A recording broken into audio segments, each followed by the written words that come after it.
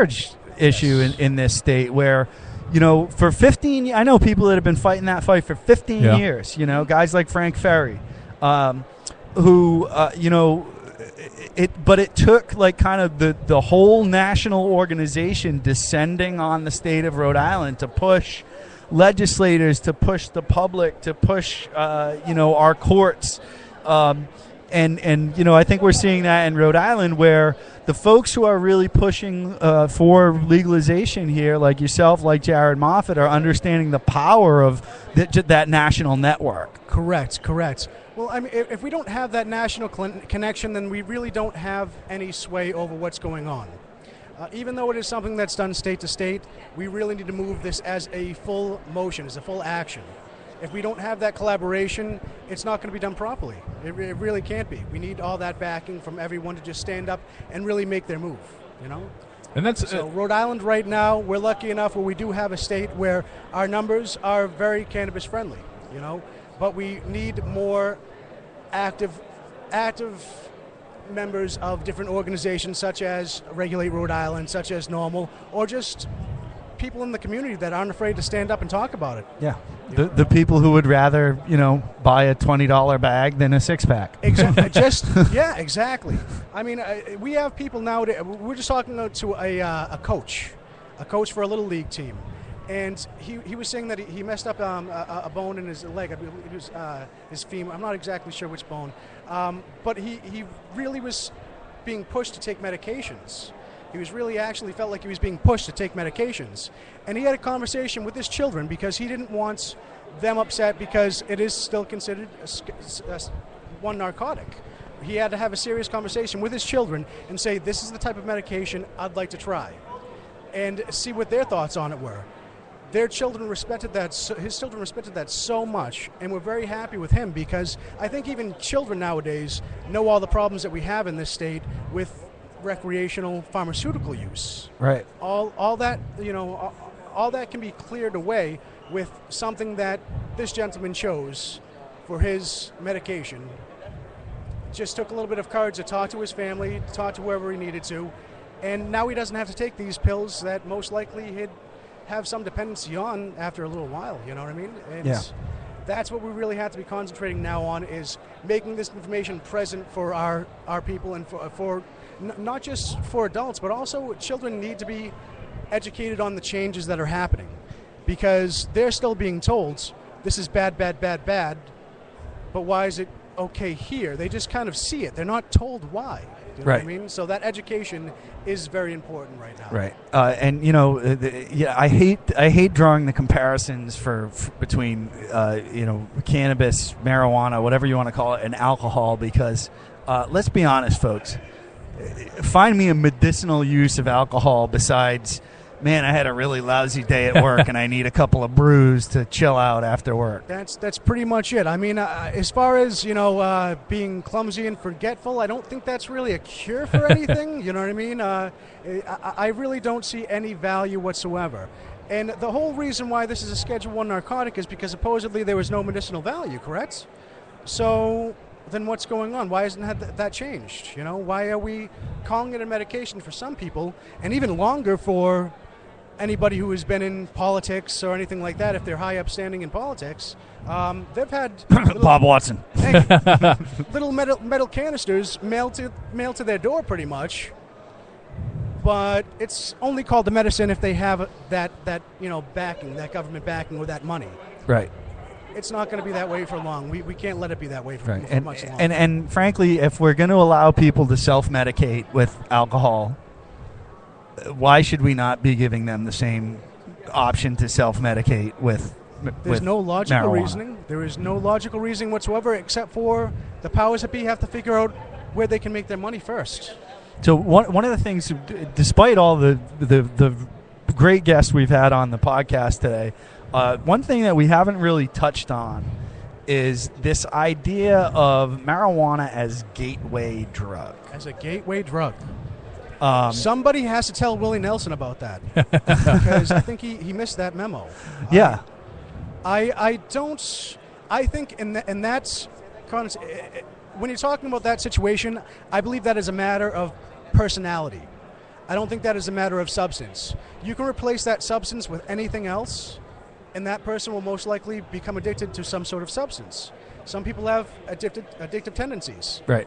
As far as cannabis use, I've met so many people who actually have come off of different things that they've been addicted to because of cannabis. You know what I mean? We're finding more and more people coming off of the pharmaceuticals because of cannabis, because of marijuana. So I know at least 2 or 3 at one point, at this point, recovering alcoholics who are really, like bad blackout drunks, like wife beating, child forgetting, and not remembering any of it the next day. Car accident having, like I said, blackout drunks who gave up alcohol and now they smoke marijuana on either a daily or a semi-daily basis, and their lives are certainly far improved from forgetting the last 8 hours of every day. That you just posed a very good point right there. Quality of life. That's what we're talking about. Quality of life. All right. If we're going to have a substance that we know, like alcohol, who people do self-medicate with, but it takes away such a quality of life from the people who do choose to use that. Now, you were just speaking of all the different things that can happen while you're under the influence, but then you have to talk about the negative effects of after you've been on the influence. You have the next day to worry about. You have years to come to worry about with your liver damage, all this internal damage that you're doing to your body, esophageal damage, stomach ulcers, things of that nature that people with alcoholism get. Cannabis, the next day, you have no side effects. You really don't, except for maybe your day before was a little bit easier, so you're waking up in a better mood.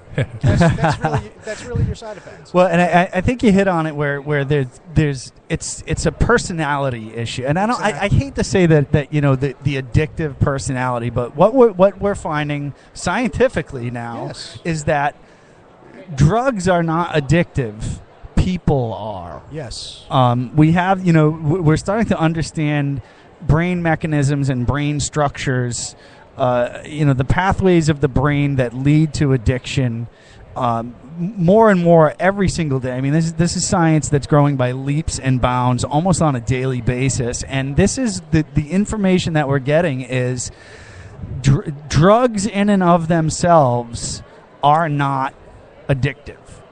It's the people who have the predilection that those particular neural pathways in their brains that are going to be more predisposed to not only drugs but sex, gambling, food. Any behaviors can be addictive as well. Self-destructive behaviors like people who cut themselves or self-mutilate. But even positive behaviors that you would suspect to be positive, like exercise. There's people that are addicted to exercise. Yeah. Right. You know what I mean? Nobody at this table, but there's people. No, not currently, but I mean, I get plenty of exercise, pushing my luck, jumping in conclusions. But yes, I mean, this is something that we do have to make clear, because addiction doesn't necessarily mean a substance. All right? Addiction can be anything that you feel you need to make it through your day, to be yourself. That is the issue. And I think that's a great point, because when we talk about it in this light, it's not a thing that becomes addictive. It's a behavior. Yes.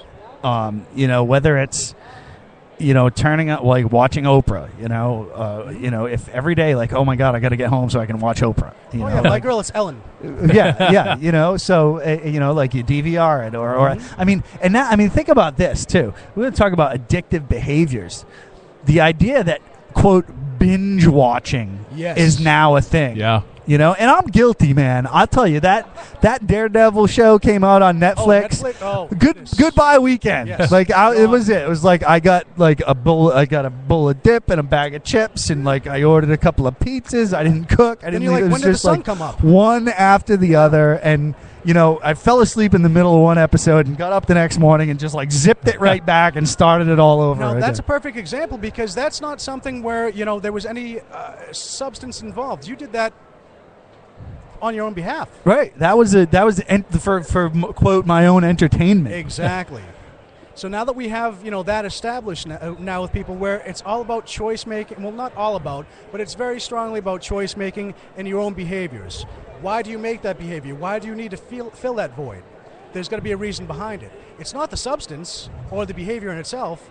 there's bigger reasons behind it. So let's look at that instead of the actual substance. And the tired old adage is, if there was a heroin vending machine downstairs, would you go downstairs and take some heroin? And 95% of people will say, well, no, I wouldn't do that. Right. And no amount of legislation is going to change that. Well, that kind of brings you back to the whole, child usage of cannabis. It's people who believe that the use will go up if it's legalized among children.